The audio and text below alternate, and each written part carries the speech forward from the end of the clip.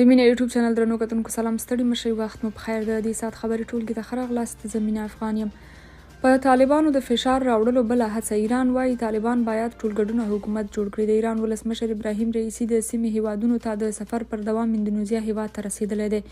ابراهیم رئیسي د اندونیزیا ولسمشر سره په کتنه کې پر طالبانو غږ کړی چې ټولګډونه حکومت دې جوړ او بشري حقونو ته دې رعایت ورکړي، کنه یې هیڅ هیواد به یې په رسمیت ونه پیژني. شنونکي بیا وایي ایران اوس غواړي چې په داسې څرګندونو سره پر طالبانو فشار راوړي او پر دوی خپل نامشروع غوښتنې ومني.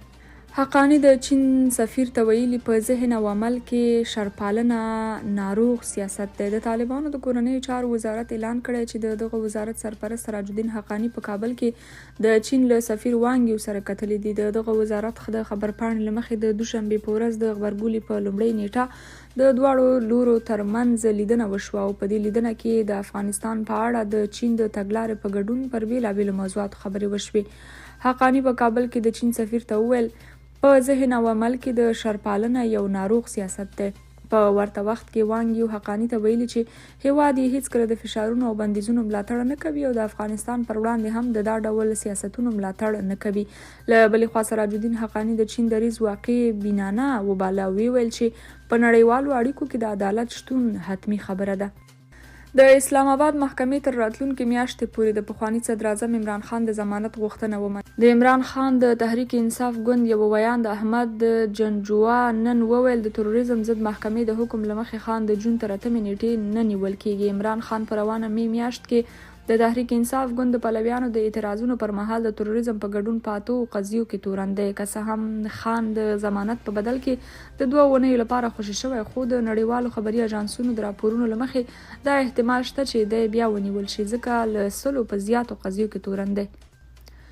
ایران پاکستان ته خبرداری ورکړ. د پاکستان ایران په سرحد کې د 5 ایرانی عسکرو تر وژل کېدو وروسته د دوی د سرحدي ځواکونو قومندان احمد علي ګودرزي خبرداری ورکړی چې نور حوصله او صبر هم حد لري او د بیا تکرار په صورت کې به دوی چوپ پاتې نشي. دا سویم ځل دی چې وسلوال له پاکستان څخه وړي او ایرانی عسکر وژني. هرات کې به د 200 میگاواټه بادي برېښنا د تولید پروژې چارې پیل شي. د اوبو او انرژۍ وزارت وایي چې ډیر ژر به هرات کې د 200 میگاواټه بادي برېښنا د تولید پروژې چارې پیل شي. دغه وزارت د سرپرست په وینا چې پر دغه پروژې یو ترکی شرکت پانګونه کوي. د اوبو او انرژۍ وزارت سرپرست عبداللطیف منصور وایي څو ورځې مخکې مو له یو شرکت سره د 200 میگاواټه بادي برېښنا تړون لاسلیک کړ او په پکتیا کې هم د 3 میگاواټه برېښنا تړون هم لرو. هرات کې د بادي برېښنا د تولید پروژه د دغه ولایت د اوسیدونکو له هرکلي سره مخ شوې ده.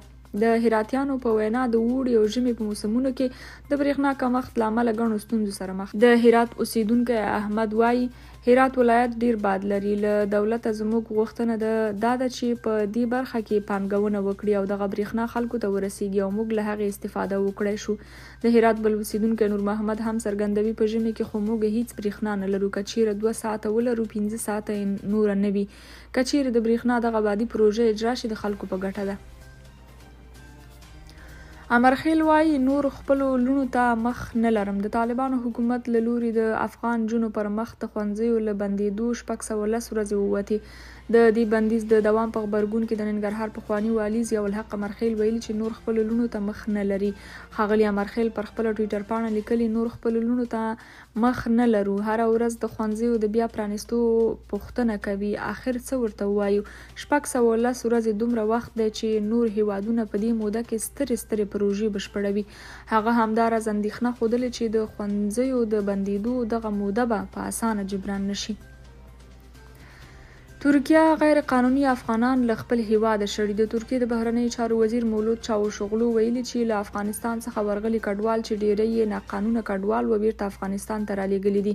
نوموړي ویلي چې دا بهیر لا هم دوام لري. د ترکیې اناتولي خبري اژانس د اوغلو له قوله لیکلي چې دغه افغان کډوال د الوتکې له لارې خپل هیواد ته ستانه شوي دي.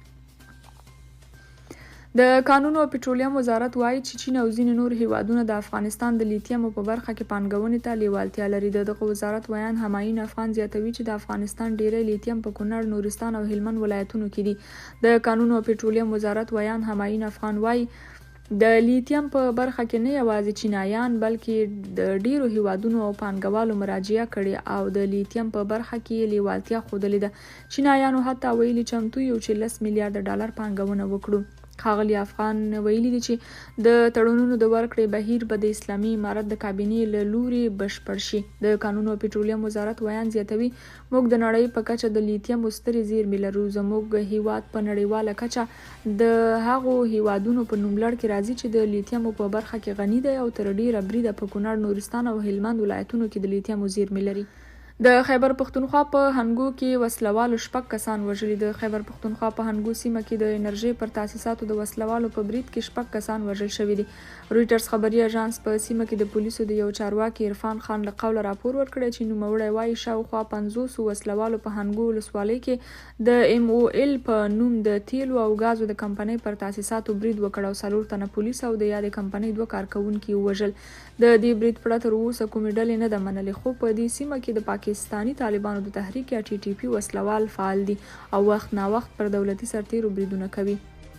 WHO وايي په افغانستان کې د کورونا تورې ټوخلې او ډینګي ناروغۍ ډېرې شوي. د سازمان په افغانستان کې په اپریل میاشت کې د خپلو کړنو په اړه یو راپور کې چې پرون یې خپور کړ لیکلي تیر اپریل میاشت کې د افغانستان په عامه لابراتوارونو کې 18.9 تنو د کورونا وبا ټیسټ ورکړی چې د مارچ میاشتې په پرتله 50.7 زیاتوالی ښیي. راپور کې لیکل شوي په اپریل میاشت کې په افغانستان کې د کورونا وبا له امله 9 تنه مړه شوي، داسې مهال چې په مارچ میاشت کې دا شمیرې یوازې 4 تنه وي. د روغتیا نړیوال سازمان د تورې ټوخلې په پیښو کې هم د 18.8 زیاتوالی خبر ورکوي. په راپور کې لیکل شوي که څه هم په اپریل میاشت کې دوی د دې ناروغۍ له امله د کومې مړینې پیښه نه ده ثبت کړې، خو د 1212 مشکوکو پیښو راپور ورکړل شوی دی. WHO د ډینګي ناروغۍ د 11 مشکوکو پیښو د ثبت یادونه هم کړې ده چې له قوله یو تن د دې له امله مړ شوی دی. دا سازمان وایي د ډینګي ټولې پیښې په ننګرهار ولایت کې ثبت شوي دي. درنو کتونکو او اوریدونکو، د دې ساعت خبري ټولګه تر همدې ځایه تر بیا او بلې ټولګې چې ستاسو په چوپړ کې حاضرېږم، تر هغې مې په لوی او پاک سپېڅلي رب سپارم. خوشحاله ژوند ولرئ.